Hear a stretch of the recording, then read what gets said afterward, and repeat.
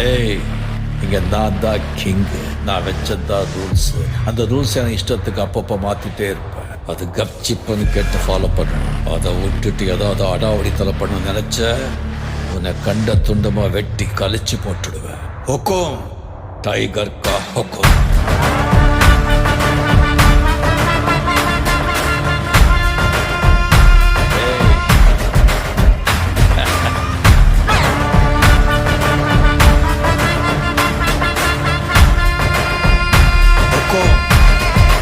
Tiger கா ஹுக்கும்.